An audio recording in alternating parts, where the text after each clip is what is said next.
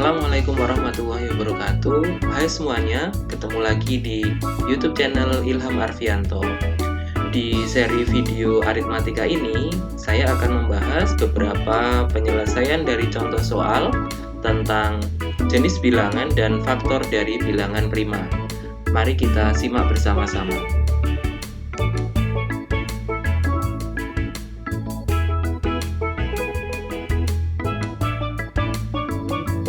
Yang pertama, kita mulai dari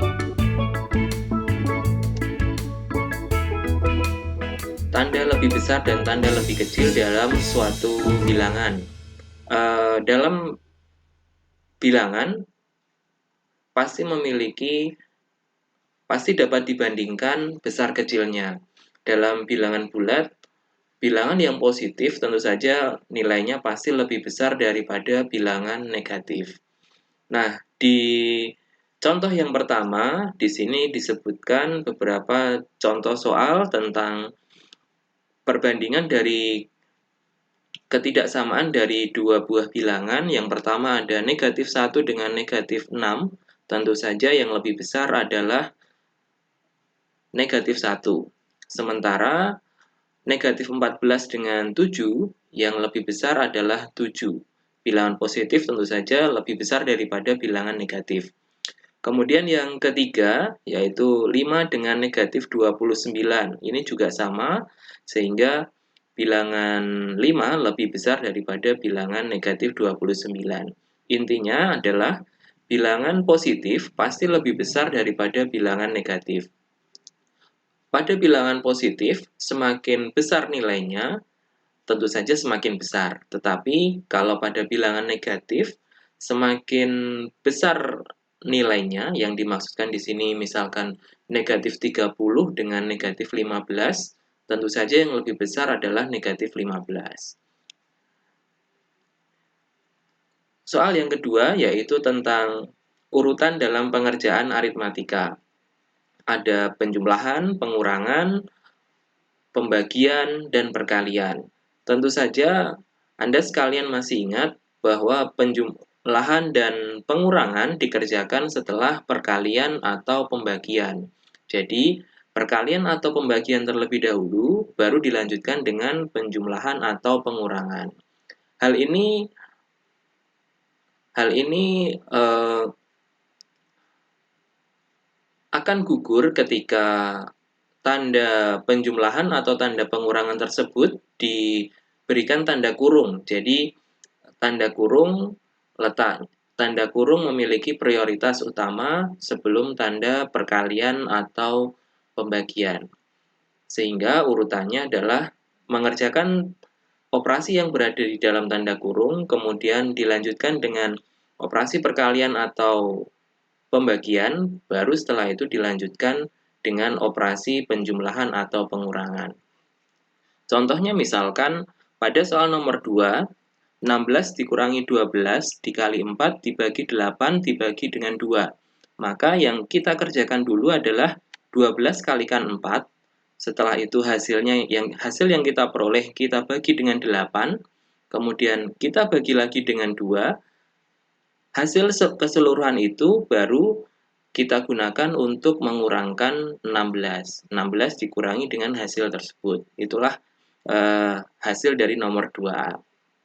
Sementara untuk nomor C, 2C misalkan, di situ kita lihat ada tanda kurung. Nah, kita kerjakan terlebih dahulu dari operasi yang memiliki tanda kurung paling banyak, yaitu 5 dikurangi 7 terlebih dahulu. Walaupun di situ ada pembagian, tapi kita kerjakan yang ada tanda kurungnya terlebih dahulu. Sehingga 5 dikurangi 7 terlebih dahulu, hasilnya kita peroleh negatif 2. Setelah itu 17 dibagi hasil dari 5 dikurangi 7 negatif 2 tadi.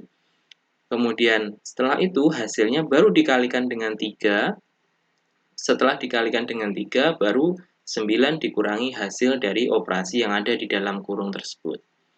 Itulah cara mengerjakan urutan dari aritmatika. Jadi saya ulangi lagi, tanda kurung terlebih dahulu, perkalian atau pembagian, baru dilanjutkan dengan penjumlahan atau pengurangan.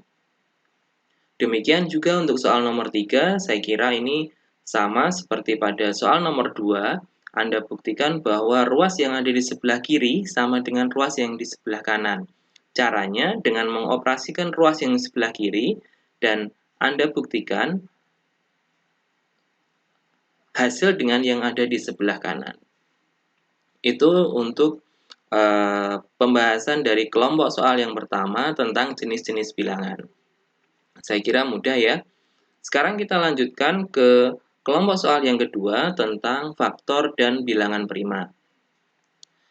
Sebelum kita membahas tentang faktor dan bilangan prima, kita ingat kembali tentang bilangan prima. Apakah bilangan prima itu? Bilangan prima adalah bilangan yang hanya habis dibagi oleh bilangan itu sendiri. Anda tentu saja masih ingat berapa saja bilangan prima itu. Ada angka 2, 3, 5, 7, 11, dan seterusnya. Bilangan-bilangan itu hanya bisa atau hanya habis dibagi oleh bilangan itu sendiri.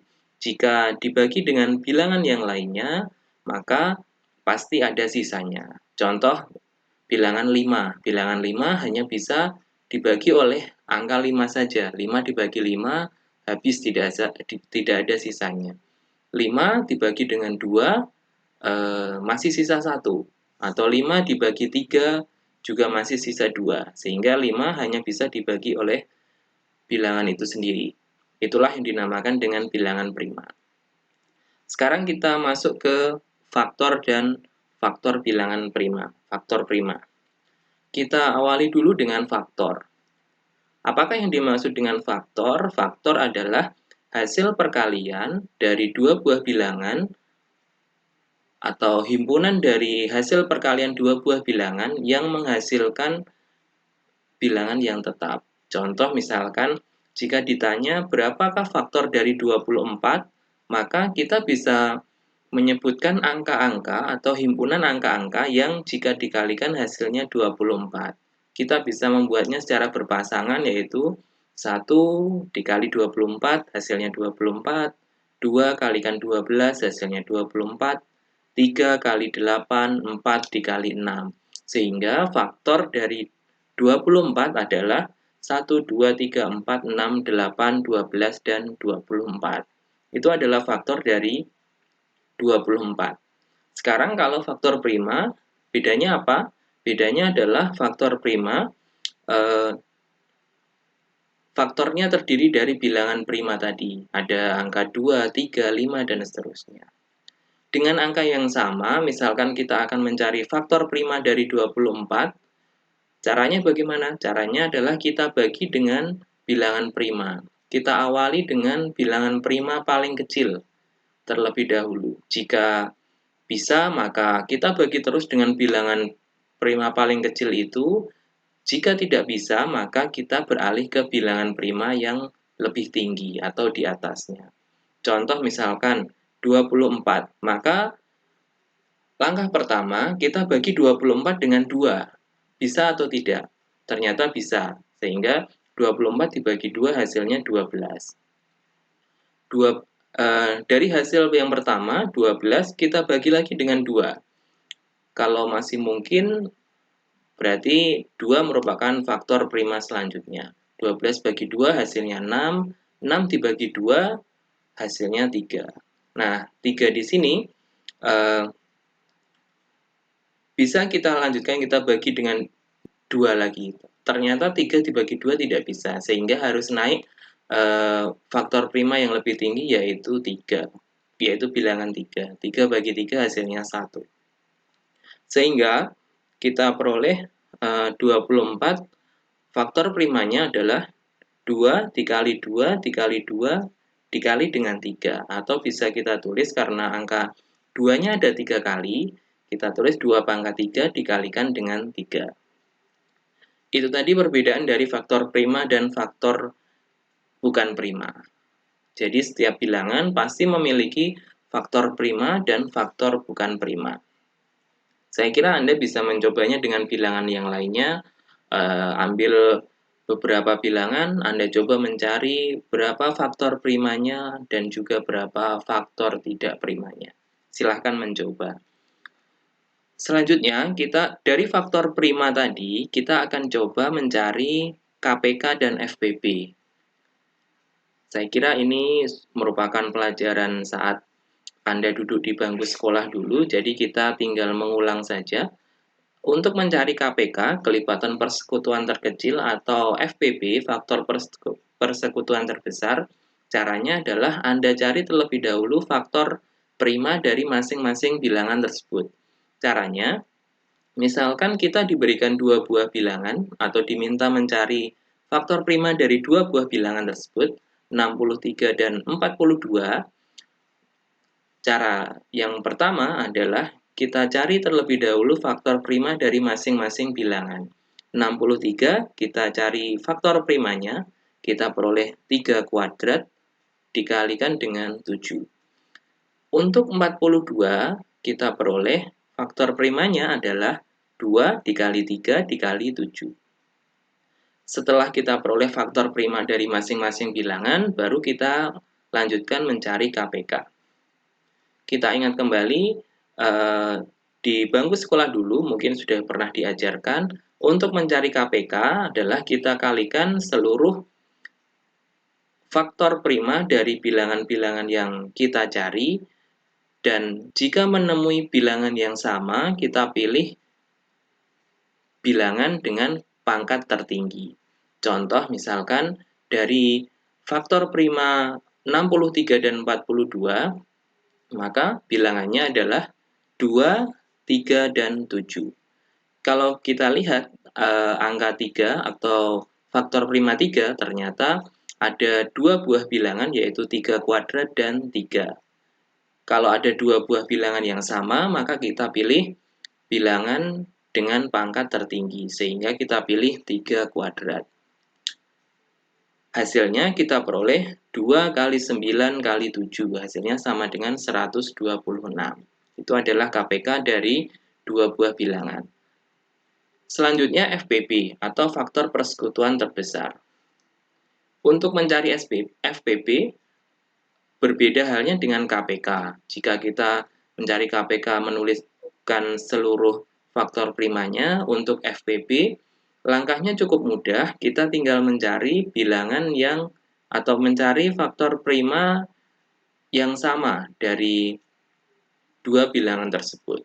Kita lihat di barisan faktor bilangan prima, faktor prima, ada angka 3 dan angka 7 yang sama-sama dimiliki oleh bilangan 63 dan 42.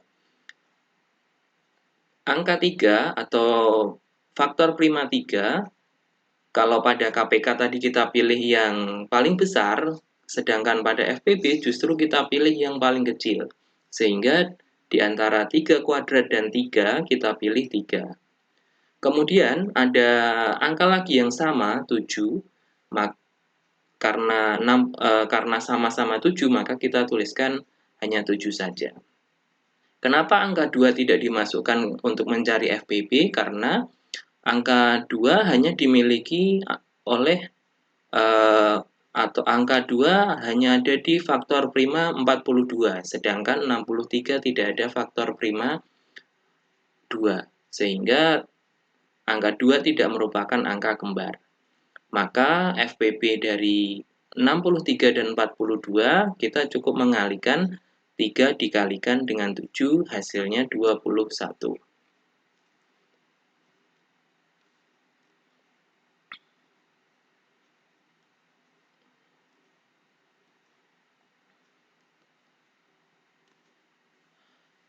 Kira-kira seperti itu dulu untuk seri yang pertama ini tentang jenis bilangan dan faktor beserta bilangan prima.